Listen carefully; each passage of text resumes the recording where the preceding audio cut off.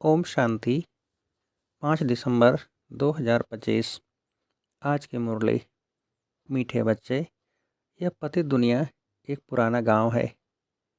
यह तुम्हारे रहने लायक नहीं। तुम्हें अब नई दुनिया, पावन दुनिया में चलना है।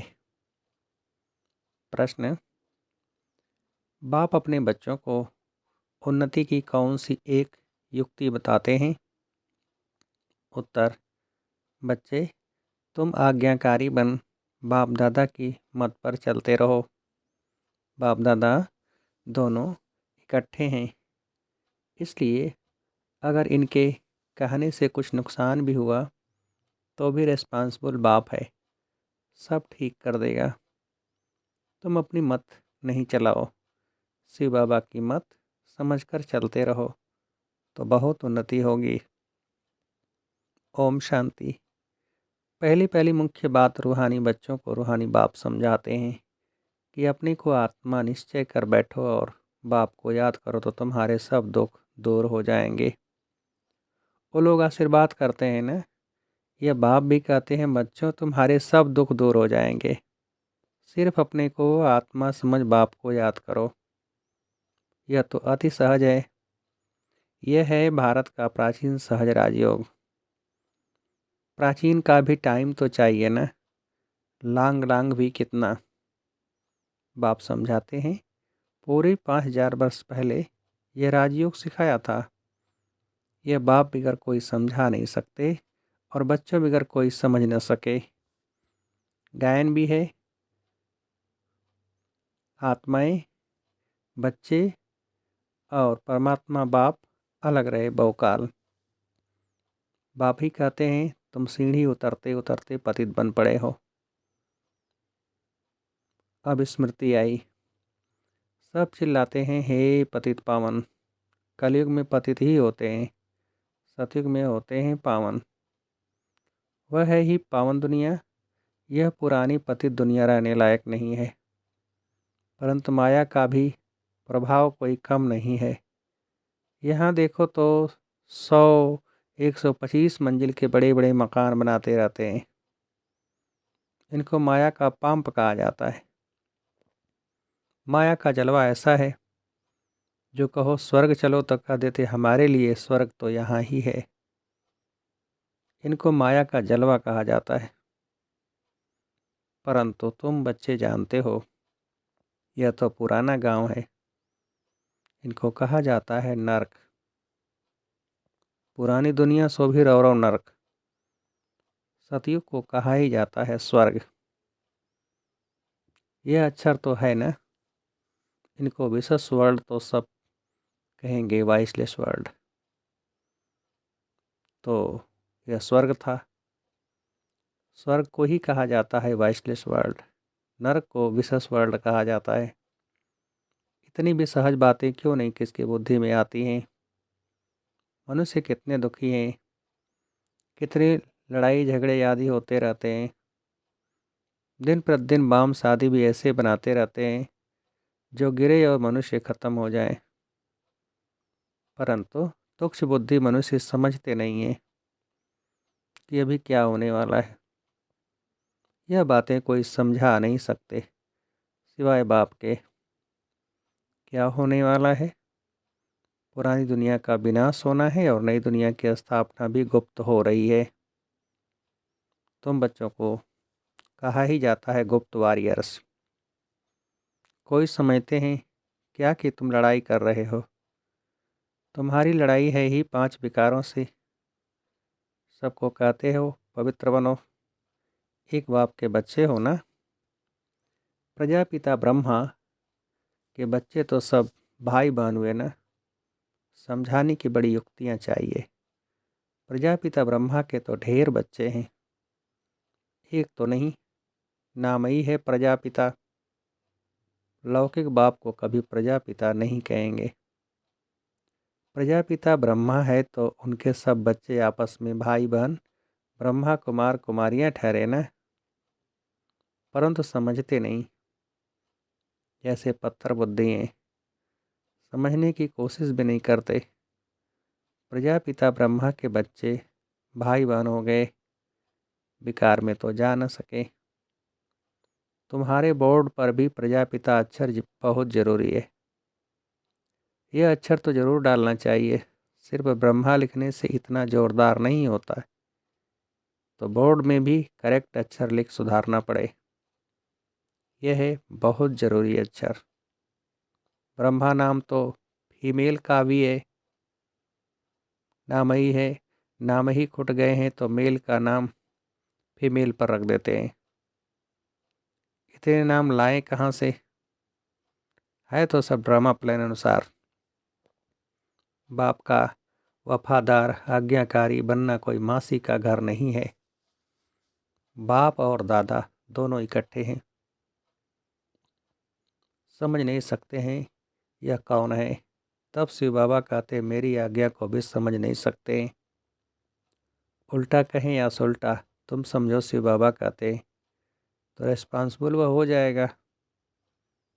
इनके कहने से कुछ नुकसान हुआ तो भी रिस्पॉन्सिबल वह होने से वह सब ठीक कर देगा। शिव बाबा का ही समझते रहो तो तुम्हारी उन्नति बहुत होगी। परंतु मुश्किल समझते हैं, कोई फिर अपनी मत पर चलते रहते हैं। बाप कितना दूर से आते हैं तुम बच्चों को डायरेक्शन देने, समझाने, और कोई पास तो यह स्पिरिचुअल नॉलेज है नहीं। सारा दिन यह चिंतन चलना चाहिए, क्या लिखे जो मनुष्य समझें। ऐसे ऐसे सीधे अक्षर लिखने चाहिए जो मनुष्य की दृष्टि पड़े। तुम ऐसा समझाओ तो कोई प्रश्न पूछने की दरकार ही न पड़े। बोलो बाप कहते हैं अपने को आत्मा समझ मुझे याद करो तो सब दुख दूर हो जाएंगे। जो अच्छी रीति याद में रहेंगे वही ऊंच पद पाएंगे। यह तो सेकंड की बात है।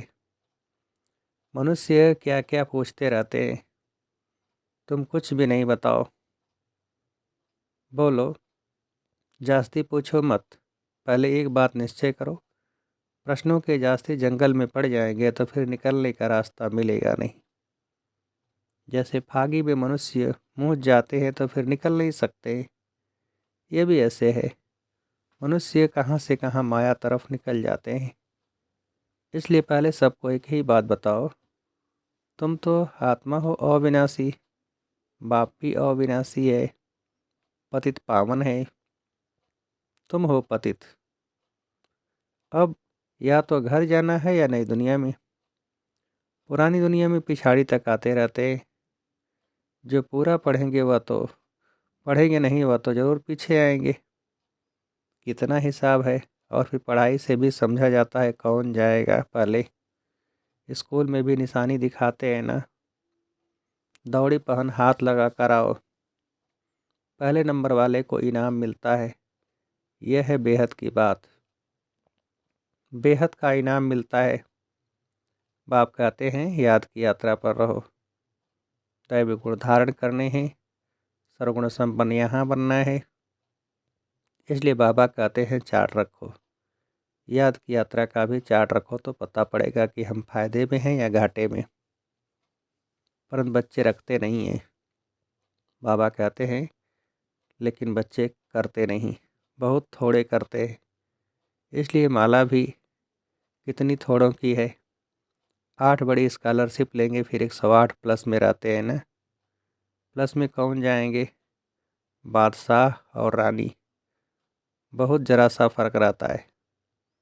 तो बाप कहते हैं पहले अपने को आत्मा समझो और बाप को याद करो। यही है याद की यात्रा। बस यही बाप का मैसेज देना है, तीख तीख करने की दरकार नहीं। मन मना भव, देह के सब संबंध छोड़ पुरानी दुनिया में सबका बुद्धि से त्याग करना है, क्योंकि अब वापस आना है, अशरीरी बनना है। यहाँ बाबा याद दिलाते हैं फिर सारे दिन में बिल्कुल याद भी नहीं करते, श्रीमत पर नहीं चलते हैं, बुद्धि में बैठता नहीं है। बाप कहते हैं नई दुनिया में जाना है तो तमो प्रधान से सतो प्रधान बनना है। बाबा ने हमको राज्य भाग्य दिया, फिर हमने फिर ऐसे गंवाया। 84 जन्म लिए, लाखों वर्ष की बात नहीं। बहुत बच्चे अल्प को न जानने के कारण फिर बहुत प्रश्न पूछते रहते हैं। बाप कहते हैं, पहले मामी कम याद करो तो पाप कट जाए, और दैवी गुण धारण करो तो देवता बन जाएंगे, और कुछ पूछने की दरकार नहीं। अल्प न समझ बेते की तीख तीख करने से खुद भी मूझ जाते हैं, फिर तंग हो पड़ते हैं। बाप कहते हैं, पहले अल्प को जानने से सब कुछ जान जाएंगे। मेरे द्वारा मेरे को जानने से तुम सब कुछ जान जाएंगे, बाकी जानने का कुछ रहेगा ही नहीं। इसलिए 7 रोज रखे जाते हैं। 7 रोज में बहुत समझ सकते हैं, परंतु नंबरवार समझने वाले होते हैं। कोई तो कुछ भी समझते नहीं, वह क्या राजा रानी बनेंगे? एक के ऊपर राजा ही करेंगे क्या? हर एक को अपने प्रजा बनानी है। टाइम बहुत वेस्ट करते हैं। बाप तो कहते हैं, बेचारे हैं, भल कितने भी बड़े बड़े मर्तबे वाले हैं, परंतु बाप जानते हैं या तो सब कुछ मिट्टी में मिल जाना है। बाकी थोड़ा समय है, विनाशकाली विपरीत बुद्धि वालों का तो विनाश होना है। हम आत्माओं की प्रीत बुद्धि कितनी है, वह तो समझ सकते हैं। कोई कहते हैं 1-2 घंटे याद रहती है। क्या लौकिक बाप से तुम 1-2 घंटा प्रीत रखते हो? सारा दिन बाबा बाबा करते रहते हो। यहाँ भल बाबा बाबा करते हैं, कहते हैं, परंतु हड्डी प्रीत थोड़े ही है। बार बार कहते हैं शिव बाबा को याद करते रहो, सच सच याद करना है, चालाकी चल न सके। बहुत हैं जो कहते हैं हम तो शिव बाबा को बहुत याद करते हैं, फिर वह तो उड़ने लग पड़े। बाबा बस हम तो जाते हैं सर्विस पर, बहुतों का कल्याण करने। जितने बहुतों को पैगाम देंगे उतना याद में रहेंगे। तुम बच्चियाँ कहती बहुत बच्चियाँ कहती हैं बंधन है। अरे बंधन तो सारी दुनिया को है, बंधन को युक्ति से काटना है। युक्तियाँ बहुत हैं। समझो कल मर पड़ते हैं, फिर बच्चे कौन संभालेंगे? ज़रूर कोई न कोई संभालने वाले निकल पड़ेंगे। अज्ञान काल में तो दूसरी शादी कर लेते। इस समय तो शादी भी मुसीबत है। किसको थोड़ा पैसा देकर बोलो बच्चों को संभालो। तुम्हारा यह मरजीवा जन्म है ना, जीते जी मर गए, फिर कौन संभालेगा पीछे? तो ज़रूर नर्स रखनी पड़े। पैसे से क्या नहीं हो सकता है। बंधन मुक्त जरूर बनना है। सर्विस के शौक वाले आप ही भागेंगे। दुनिया से मर गए ना। यहाँ तो बाप कहते हैं, मित्र संबंधियों आदि का भी उद्धार करो। सबको पैगाम देना है मन मना भव का, तो तमो प्रधान से सतो प्रधान बन जाए। ये बाप ही कहते हैं। और तो ऊपर से आते हैं, उनकी प्रजा भी उनके पिछाड़ी आती रहेगी। जैसे क्राइस्ट सबको नीचे ले आते हैं, नीचे पाठ बजाते बजाते जब अशांत होते हैं तो कहते हैं हमको शांति चाहिए। बैठे तो थे शांति में, फिर प्रिसेप्टर पिछाड़ी आना पड़ता है। फिर कहते हैं हे पतित पावन आओ, कैसा खेल बना हुआ है। वो अंत में आकर लक्ष्य लेंगे। बच्चों ने साक्षात्कार किया हुआ है, मनमना भव का लक्ष्य आकर लेंगे। अभी तुम बेगर तो प्रिंस बनते हो।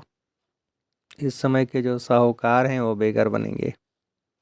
वंडर है, इस खेल को जरा भी कोई नहीं जानते हैं। सारी राजधानी स्थापन हो रही है, कोई तो गरीब भी बनेंगे ना। ये बड़ी दूरादेश बुद्धि से समझने की बातें हैं। पिछाड़ी में सब साक्षात्कार होगा। हम कैसे ट्रांसफ़र होते हैं, तुम पढ़ते हो नई दुनिया के लिए। अभी हो संगम पर, पढ़कर पास करेंगे तो दैवी कुल में जाएंगे।